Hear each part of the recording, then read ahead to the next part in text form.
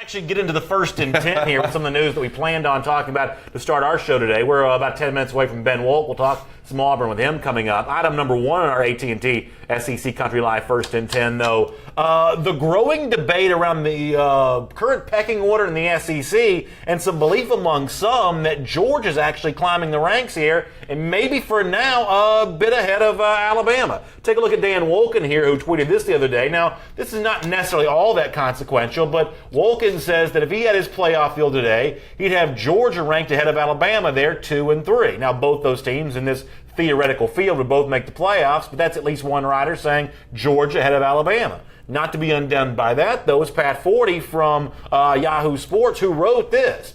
The Bulldogs move ahead of Alabama in the dash bracket. That's his own personal playoff ranking. And while that may seem like heresy, there's at least some logic behind it. The road victory over Notre Dame continues to look better as the Fighting Irish keep winning, and the Crimson Tide signature win against Florida State took another dent with the Seminoles now 1 and 3 after losing to Miami. Thus, for now, Georgia over Alabama. Do you agree with two national writers who, for the moment, have Georgia ahead of Alabama? Oh, well, you know that personally, I'm not going to agree with that right now. I think that the great thing about college football is we'll be able to see that play on the field. I do think that Pat Forty has flawed logic. You can talk about FSU and their record right now. They're a different team with DeAndre Francois in the game, and they have not had him since the end of that third quarter against Alabama. I don't want to hear what Florida State is now. They were the number 3 team in the country when Alabama beat them, and to me, that was a great win. I think they're a great football team still. 1 and 3, yeah, that looks ugly, especially when you look at the losses they've had, but they're going to be a good football team. They still have a good defense, and it was still a tough task for Bama to play that game. I do think that Georgia deserves more credit than they've gotten for beating Notre Dame. Notre Dame is a good football team. Notre Dame, blew the doors off North Carolina this past weekend. They've passed every other test they've needed to, and they are running the ball like no other team probably in the country right now. I do think that what is interesting about this is both of these teams are going to get a chance to face Auburn, who I don't think is getting enough credit at all. Me and you both agree on that.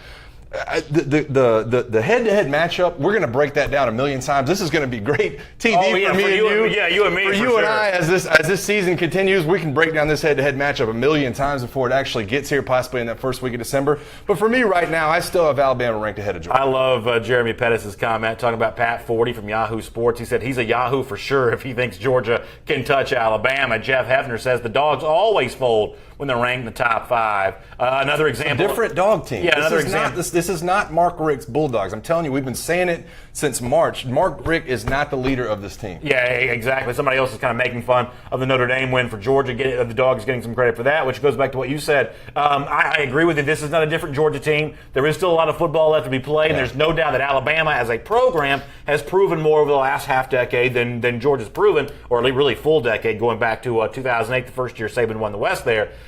There's no doubt this Alabama team has proven more, but in terms of the evaluation that's on the field right now, I do think a lot of people in our comment section don't give Georgia enough credit for what it's done to this point. No, I agree with you. I think it would be an interesting matchup.